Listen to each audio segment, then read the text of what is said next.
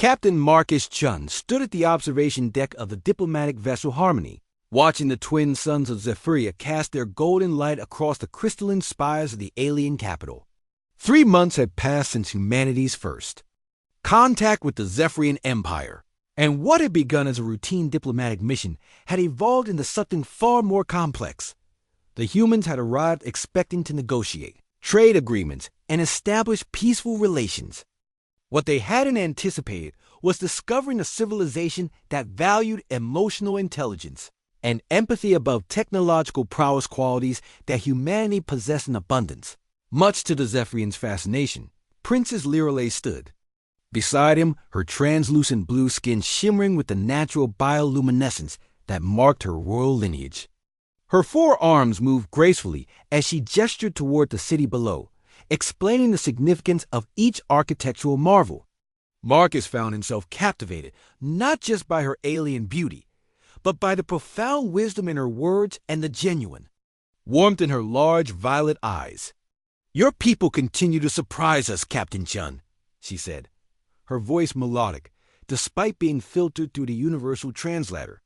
"In 3 months, you've shown more compassion toward our refugees than some of our own nobles have in years." Marcus smiled, remembering how his crew had immediately volunteered to help when they learned about the displaced Zephyrians from the outer colonies. While other species the Empire had encountered focused solely on formal negotiations, humans had rolled up their sleeves and gotten to work. They'd shared their food, medical supplies, and even their limited recreational facilities with beings they'd never seen before. "It's just who we are," Marcus replied. "We've learned that helping others ultimately helps ourselves. Unity makes us stronger." Lirelei's bioluminescent patterns shifted to what Marcus had learned indicated deep contemplation. "This is why the Council is considering an unprecedented proposal. Never before has our empire offered a full alliance to a species so young.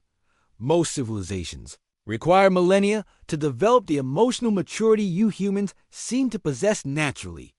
As they walked through the palace gardens, Marcus observed how the Zephyrian guards and servants lit up literally when they saw their princess. But more importantly, he noticed how she stopped to ask about their families, their health, their concerns. She wasn't just royalty. She was a leader who genuinely cared about her people. "Tell me about Earth," Lirelei said as they paused beside a fountain that sang with harmonious water tones. "I've read the reports, but I want to hear it from someone who loves it." Marcus's eyes grew distant as he spoke of blue oceans and green forests, of cities that hummed with billions of diverse voices, of art and music and literature that captured the full spectrum of human emotion. He told her about humanity's struggles, wars, poverty, environmental challenges, and how those very struggles have forged them into a species that refuse to abandon hope. "We're not perfect," he admitted. "We make mistakes, sometimes terrible ones, but we learn, we adapt. We never stop trying to be better than we were yesterday." Lirelei's patterns shifted to what Marcus recognized as wonder. "Your species fascinates our philosophers. Most civilizations develop either technological prowess or emotional wisdom. Rarely both. Never to the degree humans possess." As the days passed, Marcus found himself spending more time with the princess. Their conversations ranged from interstellar politics to personal dreams, from human poetry to Zephyrian harmony singing.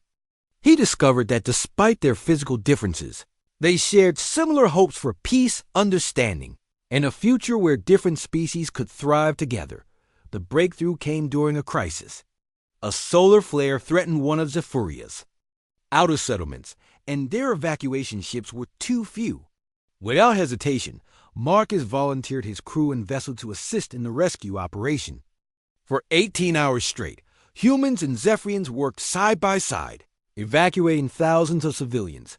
During a brief respite, as Marcus coordinated supply distributions, he watched Lirelei comfort frightened children with a gentle song. Her compassion was absolute, her dedication unwavering. In that moment, exhausted and moved by her selflessness, he found himself whispering words he thought no one could hear. I wish I could marry her. But Zephyrian hearing was more acute than human hearing, and their translators more sensitive than he'd realize. Lirelei turned from the children, her bioluminescent patterns shifting to what he'd never seen before. Complex cascade of colors that seemed to express surprise, joy, and something deeper. My answer is yes, she said simply. Marcus felt the world shift around him. You ... You heard that. And I understand. Her four hands reached out to gently touch his face. What you don't realize, dear Marcus, is that I've been hoping. You would ask. The implications were staggering. An interspecies marriage between a human captain and an alien princess would be unprecedented. It would require navigating complex political, biological, and cultural challenges that no one had ever faced before. But as Marcus looked into Lirelei's eyes, he saw not obstacles, but possibilities. He saw a future where human adaptability and Zephyrian wisdom could create something entirely new, where two species could learn from each other in the most intimate way possible. The Council will need to approve, Lirelei said, her patterns now showing determination. But I believe they will. You've already proven that humans can bridge any gap, overcome any difference. Our union would be the ultimate symbol of that truth.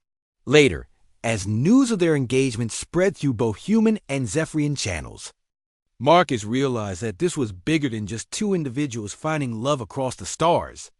This was humanity doing what it did best, connecting, adapting, and proving that the most profound strength came not from weapons or technology, but from the simple act of caring for others.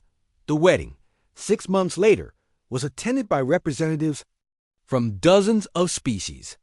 It marked not just a union of two hearts, but the beginning of an unprecedented era of interstellar cooperation, with humanity at its center, not as conquerors, but as the species that taught the galaxy how to love.